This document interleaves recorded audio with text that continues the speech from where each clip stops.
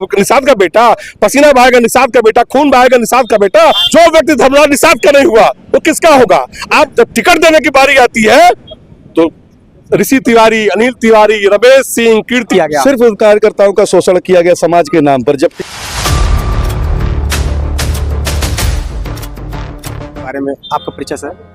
मेरा नाम मोहम्मद एहतशाम खान है, मैं जिला उपाध्यक्ष हूँ समाजवादी पार्टी गोरखपुर। घटना को लेकर के आप क्या कुछ कहना चाहते हैं?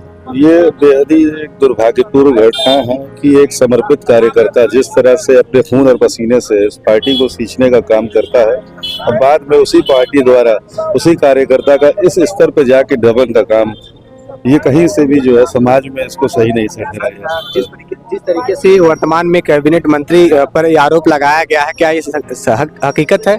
क्या ऐसा भी हो सकता है कि धर्मात्मा निषाद के मोबाइल फोन से किसी और ने पोस्ट किया हो?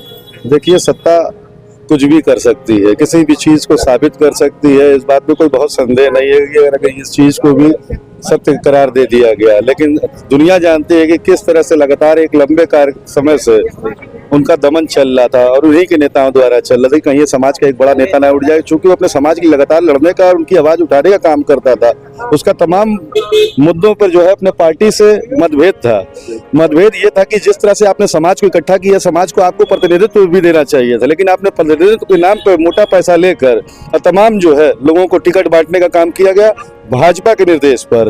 आप तो सिर्फ एक कठपुतली मात्र थे। सच्चाई ये है कि पार्टी का एक समर्पित कार्यकर्ता कहना चाहते हैं कि केवल और केवल उन कार्यकर्ताओं का उससे उनको शोषण किया गया, सिर्फ उन कार्यकर्ताओं का शोषण किया गया समाज के नाम पर। जब टिकट देने की बात आई, जब प्रतिनिधित्व और हिस्सेदारी देने की बात आई, तो कहीं पर भी हिस्सेदारी तय नहीं किया गया। आज भी निषाद पार्टी का एक आम कार्यकर्ता सड़क पर भटक रहा अपने अधिकार के लिए, अपने हकों के लिए। और जिस जातीय जनगणना और आरक्षण के मुद्दे के लिए वो लड़ाई लड़ रहे थे, उस मुद्दे की फाइल तो वो कब का बंद कर चुके हैं। जैसे ही भाजपा ने उनको पद देकर, उनको सत्ता में अधिकार देकर, हिस्सेदारी देकर उनका मुंह बंद किया, उसके बाद से कभी उन्होंने जातीय जनगणना या फिर आरक्षण लगातार नाम नहीं लिया। लगातार रैलियां चल रही है सर। डॉक्टर संजय निषाद अभी हाल ही में कानपुर में रैली चल रही है। आप एक सत्ताधारी दल के जो है एक सम्मानित मंत्री हैं, आप क्यों नहीं इस बात से लेके अपना पार्टी से अपना पक्ष अलग कर ले रहे हैं? आप आज भी उस पार्टी के ही अधीन बैठे हुए हैं। कहीं ना कहीं आप लाभ के लिए सब कुछ त्याग दिया। आपने समाज की जो लड़ाई थी, उस लड़ाई को लड़ने का काम तो आप बिल्कुल नहीं कर रहे हैं। जिस प्रकार से निषादों को जगाने का कार्य उन्होंने किया और लोग मानते हैं कि निषाद समाज के मसीहा है। वो निषाद समाज के निश्चित ही मसीहा वो थे, है नहीं थे। जिस तरह से एक भगवान को लोग मानते थे, उस तरह से उनका समाज उनको मानता था, वो दर्जा देता था। लेकिन आज निषाद समाज में कितना आक्रोश है अपने ही उस नेतृत्व के लिए, ये किसी से छिपा नहीं हुआ। सोशल मीडिया पे आप देखेंगे उन्हीं के समाज द्वारा क्या क्या लिखा पढ़ा जा रहा है, आज किस तरह से विरोध और आपत्ति दर्ज की जा रही है। आज निषाद समाज का प्रतिनिधित्व उन्होंने पूरी तरह से खो दिया, उनका विश्वास को पूरी तरह से चकनाचूर करने का काम किया है। सर, आपके बारे में? अमित चौबे नाम है, समाजवादी पार्टी का फरंदा विधानसभा का मैं नेता हूँ। निश्चित रूप से धर्मलाल निषाद कोई आम आदमी नहीं था। वो अपने स्वार्थ के लिए उन्होंने अपनी कुर्बानी नहीं दी, वो समाज के लिए दिया। जिस तरीके से संजय निषाद ने निषाद समाज को ठगने का काम किया, जिस तरीके 10 साल में, 1 दशक से ऊपर धर्मराज निषाद ने अपना पूरा परिवार का समय ना देकर संजय निषाद को भगवान माना था। निषाद समाज ने भगवान माना था और महिलाओं ने बकरी बेच के चंदा दिया, जेवर बेच के चंदा दिया, 1 रुपए, 2 रुपए, 10 रुपए तक चंदा दिया। आज ये सत्ता की जब कुर्सी पर आ गया, मलाई खाने लगा, तो धर्मराज जैसे निषाद परिवार के लोगों को ये रोकने का काम करता है। ये अपने समाज को आगे बढ़ाने का काम नहीं करता है। नहीं सर, ऐसे में डॉक्टर संजय कुमार निषाद धर्मात्मा निषाद के बहुत ही करीबी थे, अत्यंत करीबी, और उनके साथ सुख दुख में खड़े रहने वाले व्यक्ति थे। ऐसे कैसे आप जो व्यक्ति माननीय अखिलेश यादव को नहीं हुआ, जिस माननीय अखिलेश यादव जी ने उसके बेटे को टिकट देकर सांसद बनाया था और योगी सरकार ने उसको लाठीचार्ज किया था, आज लाठीचार्ज होता है, अगले दिन कुर्सी पाने के लिए वो आदमी योगी से मिल लेता है। आप किसकी बात कर रहे हैं? जो व्यक्ति धर्मराज निषाद का नहीं हुआ वो किसका होगा?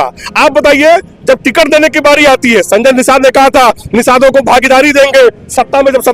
जब निषाद परिवार का बेटा सदन में विधायक बन के जाएगा तो किसकी आवाज बुलंद करेगा? निषाद समाज की करेगा। लेकिन जब टिकट देने की बारी आती है तो ऋषि तिवारी, अनिल तिवारी, रमेश सिंह, कीर्ति सिंह खड्डा से पांडे जी को देते हैं और गोली खाएगा निषाद का बेटा, पसीना बहाएगा निषाद का बेटा, खून बहाएगा निषाद का बेटा। आरक्षण के लिए तो लड़ रहे हैं ना सर? अरे कहाँ लड़ रहे हैं? आप इस्तीफा दे दो बीजेपी से। अरे ये सिर्फ दिखावा इसका है। आप बताओ, संजय निषाद 10 साल उस बेटे ने आपको दिया है। अगर तुम सही होते उस पीड़ित परिवार के पास आते, कंधे से कंधा मिलाकर चलते। आपने कल बयान सुना संजय निषाद का, कितना अशोभनीय बयान उस आदमी ने दिया है। अरे जान ऐसे नहीं जाती है, जान ऐसे नहीं जाती है। 24, 25, 26 साल का लड़का ने 5 पन्ने का अपने दर्द को बयां किया है, अपने समाज के दर्द को बयां किया है। ये कोई आम शहादत नहीं है। और मैं सरकार से मांग करता हूं, मेरे विधानसभा में एक विश्वकर्मा टीचर थे, वो सूद पे पैसा बाबू साहब से लिए थे, वो जहर खाते तो बाबू साहब को जेल होता है।